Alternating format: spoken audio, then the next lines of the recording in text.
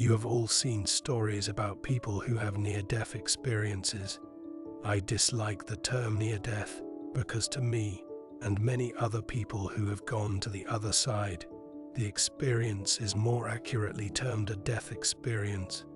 I have had more than one near-death experience in my lifetime. One is etched on my memory permanently.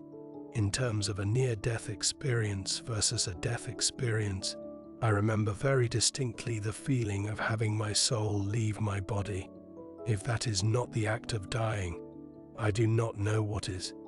My drowning experience happened the day of my grandfather's funeral, on August 2nd, 1961. One might say that was not a very auspicious day to create an emergency scenario.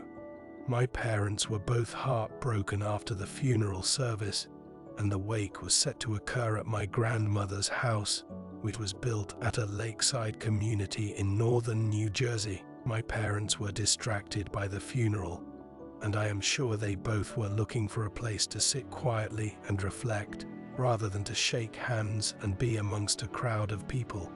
The funeral reception was held at my grandmother Mavy's house, which was crowded with weeping friends and family. My mother, Shirley, had me dressed in a newly purchased white shirt and shorts because she wanted me to look pretty. It was a day in the beginning of the month of August, within a week of my fast approaching 6th birthday. The lakeside community where my grandparents lived, Highland Lake, is located at the highest point of New Jersey. Scenically beautiful, the entire area is built around a network of man-made interconnecting lakes, supplied by the water from a natural lake. Highland Lakes is located adjacent to the 34,350-acre Wawayanda State Park. Looking to the south from my grandparents' dock, you could see the beach and swimmers sunning themselves on rubber floats. In the 1960s, learning to swim was a fun recreational activity that was pursued by children, but seldom an activity that was taught as an act of precautionary safety.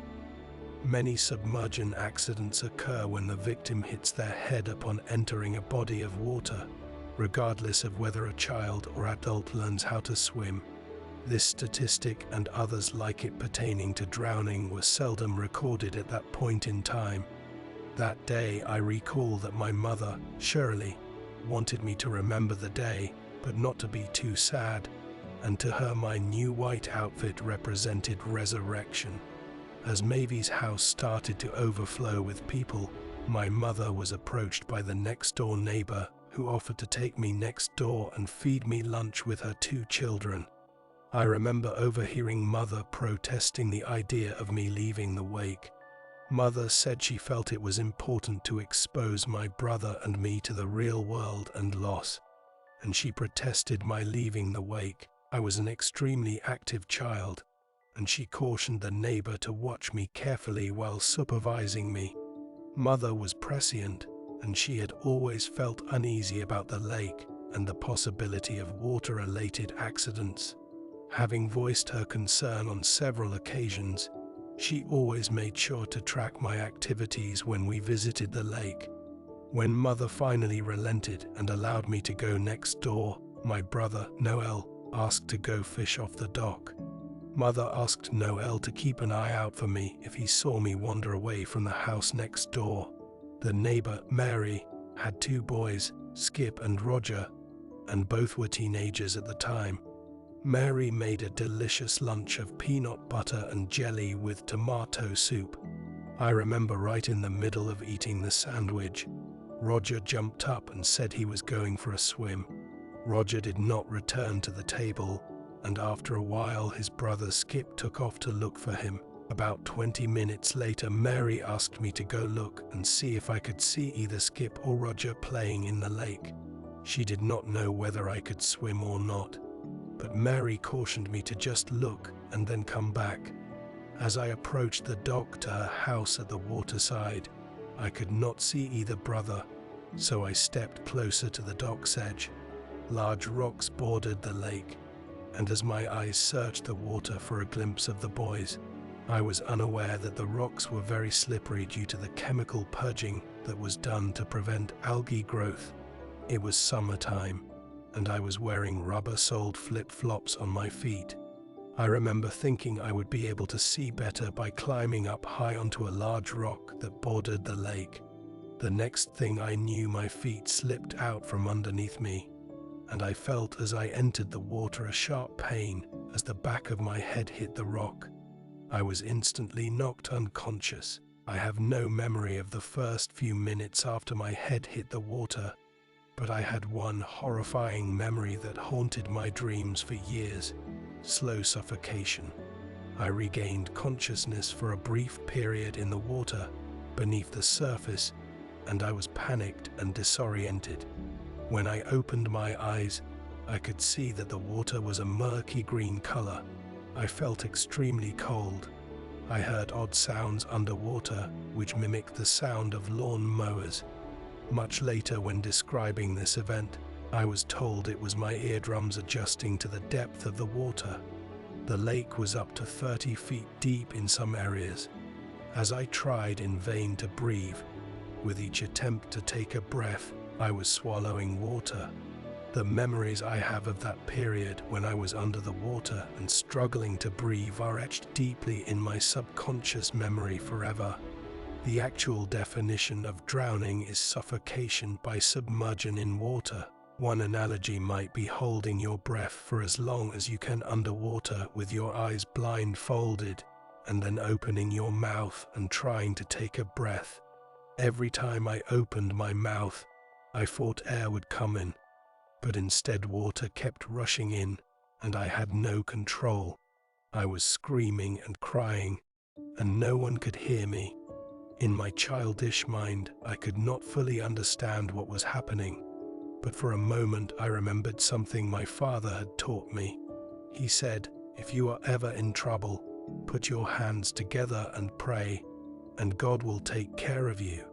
I am not sure if that act is what saved my life, but if you could picture me at that point in time, I was naive enough to do just that in the water. I put my little hands together and prayed. I felt as if God heard me, and I was comforted. The next sensation I can remember was the feeling of hands in the center of my back and someone desperately shouting help. Roger, who had gone for a swim in the lake, found me floating on my back in the water and picked me up treading water until someone appeared at the dock to help him. All the neighbors in the small community were inside Mavy's house at the wake when they heard the commotion. When Mother was informed what had happened to me, she tried to run straight through a plate glass window to get to me. Even though no one described to me what had occurred in the moments that followed pulling me from the water, I recalled all that happened and was able to describe these events to my parents in vivid detail afterwards. The beach lifeguard was one of the first people on the scene. I can remember the sound of people around me screaming and crying, and I was aware there were people surrounding me as my body was laid down on the dock. The era that mouth-to-mouth resuscitation was first taught was in 1954. It was used as a method of reviving a victim of cardiac arrest. My father had witnessed these resuscitation methods used on the battlefields while fighting in World War II. The lifeguard tried reviving me by slapping my back to force water out of me, a common method or resuscitation back then. My uncle tried leaning me on my side and hitting the middle of my back. When my father arrived, I clearly remember hearing him say, "Please God, not another one." My father used mouth-to-mouth resuscitation, and after several tries, he succeeded in getting me to breathe. An ambulance had been summoned. Because of limited access to the location, help did not arrive quickly. The nearest hospital was more than 30 minutes away.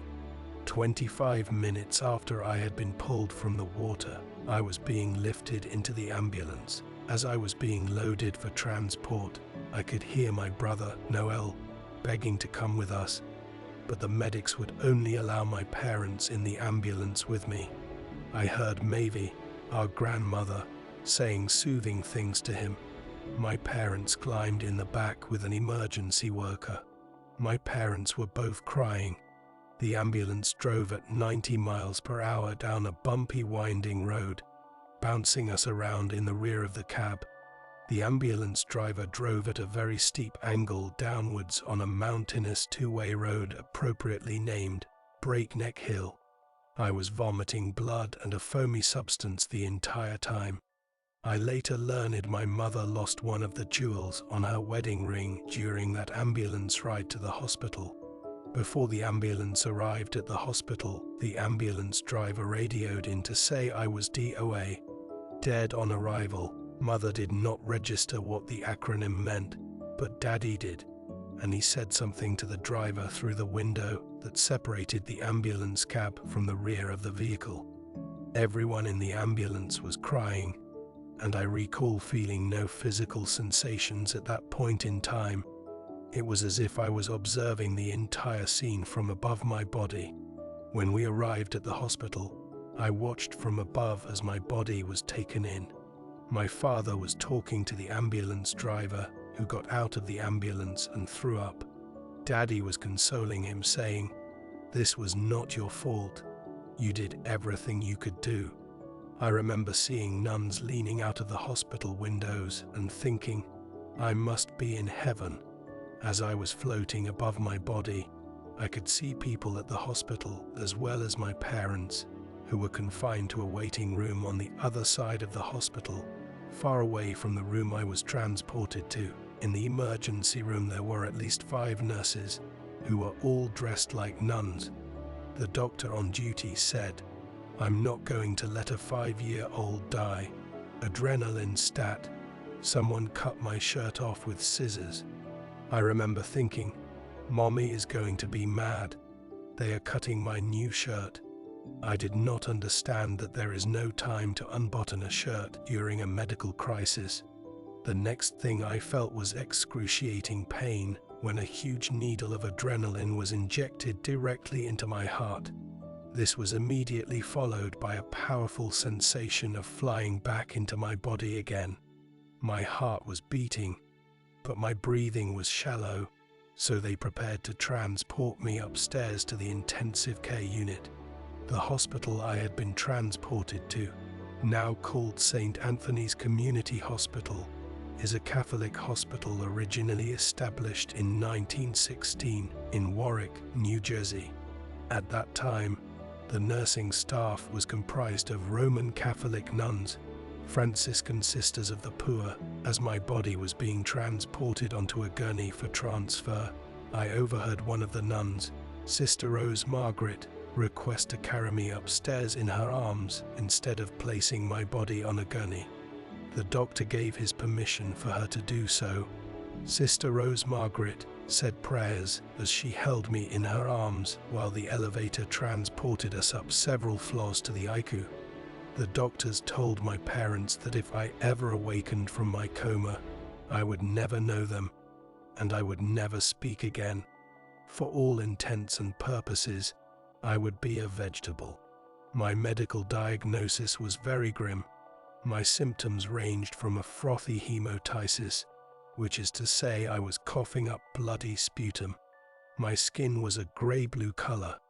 They drew my blood every day for testing, and the color of my blood was deep blue. Cyanosis is a medical condition in which there is a bluetin to the skin, which means the body is not receiving enough oxygen-rich blood. My skin tone remained blue for months after I was released from the hospital. I was diagnosed with pulmonary edema, which is an abnormal accumulation of fluid in the lungs, and this in turn resulted in dyspnea, which means I had difficulty breathing. Many years later, it was estimated that, according to the pediatric Glasgow coma scale, the coma I was in was rated the number 1, which means I had no response of any kind to external stimulation. Keep in mind that patients in a comatose state were not intubated as a part of treatment in 1960. I was breathing on my own, without a tracheotomy and without an oxygen mask. During the next 10 days, as I lay in a coma, my parents remained in New Jersey, visiting me every day. During that time, my father drove to our home on Long Island so that he could bring me my teddy bear. Years later, when I was an adult, he recounted what it was like for him to go into my empty room and retrieve my teddy bear. Daddy said, "I remember that trip. When I went inside the house and walked up the stairs to your bedroom, it was flooded with sunlight. To me it seemed dark. You were not there, and it was as if the light had gone out of my life permanently. When I picked up your teddy bear to bring it to you, I slumped to the floor of your room and cried until my eyes hurt. One day when my mother came to my room, she made an anguished comment to the doctor. It doesn't look like she's breathing. The doctor told Mother to hold a mirror up under my nose, and when she saw vapor from under my nose on the mirror, Mother started to cry. I remember feeling the wet warmth of her tears on my cheeks and thinking, 'Don't cry, Mommy, I'm here.' There was no scientific explanation as to how I awoke from my coma. One day I woke up and immediately asked to see my brother. Somebody ran from the room crying and brought my brother to my side. Sadly, in the era of the 50s, children were not allowed to visit patients who were in ICU. He came with my parents when they visited, but he was kept from seeing me and had to wait in the waiting room area. I remember the day I awoke, my brother came into my room and we hugged and cried. Then everyone cried, even the doctors and the nurses. The day I left the hospital, my doctor sat me down on his lap and asked me, "Do you know what happened to you, young lady?" I said, "I fell in the water the day my grandfather died and went to heaven." He said, "That's right, and you went halfway there with him." He gave me a hug before I left. Then Sister Rose Margaret gave me a hug goodbye. There were a lot of tears and smiles at the same time. When I returned home, the parents and kids on the block were lined up waiting to greet us. My story had been in the newspapers, and the moment I emerged from the car, a nasty little boy on the block said to me, "Too bad you didn't die." This immediately made me cry. For months afterwards, I had nightmares of drowning in green murky water, and I would awake screaming and crying hysterically. Every time I became agitated, I would suffer from hemorrhagic nosebleeds. My blood remained a dark blue color for a full week after I emerged from the coma. Due to lung and heart damage, my blood was not oxidizing. Somewhere in my attic there is an old photo of my frail blue body holding my teddy bear, standing in the hospital parking lot. The photo was taken on the day I was discharged. One day when I was in my 40s, I came upon the photo in a box of photos that my parents had kept. I could not believe the color of my skin, and I was shocked that my parents had kept the photo because it was such a sad image. Dyspnea, or difficulty breathing, stayed with me for years. My physician prohibited my participation in any type of exercise that would significantly accelerate my heart rate because of the danger of overheating. I wanted to be a ballerina when I was a young girl. My drowning accident ended my dance lessons. I suffered from anemia well into my adulthood. Once I got into fitness in my teens, I became adamant about eating properly, and the anemia subsided. There are integral aspects of my life that were changed forever by my drowning accident. Everything about who I am as a person was formed from that moment in time. I spent hours and hours of my childhood sitting in a doctor's office. My pediatrician prescribed prophylactic antibiotics for 7 years following my accident to protect my heart from an infection, a very forward-thinking methodology at that time. Childhood memories after my accident consist of being very sickly and having unreasonable restrictions placed on what I could do, such as never engaging in normal physical activities or in PE, like my peers. As would be expected, My parents were very overprotective, and I was sheltered from a lot of things.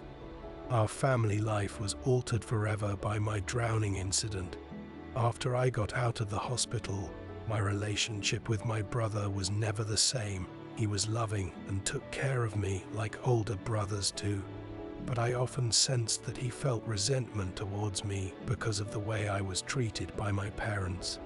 Thankfully, in our adult years after our parents died, we both learned how to communicate with one another better and on a more loving basis.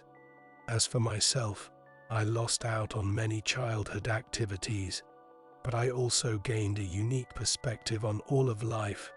From the time when I was a teenager through into my adult years, I asked God, why me? Why has my life been spared, and so many others are not? In the world of psychology, that feeling is termed survivor's guilt.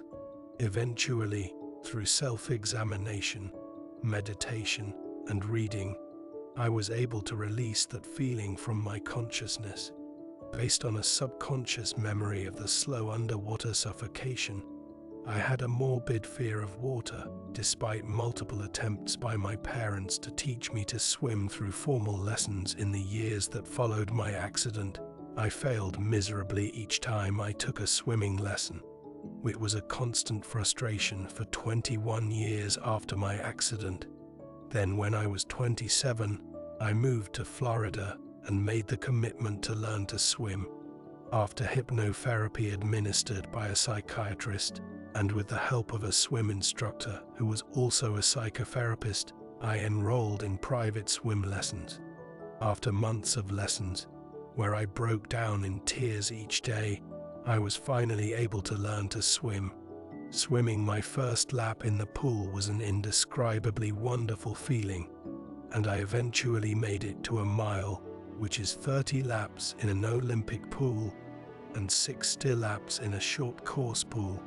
I have been addicted ever since. As time passed, I researched drowning statistics and decided I wanted to reach out to others who had been affected by drowning and to help others avoid that fate in any way that I could. This is one of the reasons I am still on earth, to bear witness to the power of faith and to teach others how to be safer. There is no way to be completely safe in water, and no way to completely prevent drowning incidents. If I can spread the word and help even one person learn to be safer in or near water, then I feel my life will have meant something. For every parent who has lost a child to the water, I honor their loss. Those of us who strive for the cause of water safety will never forget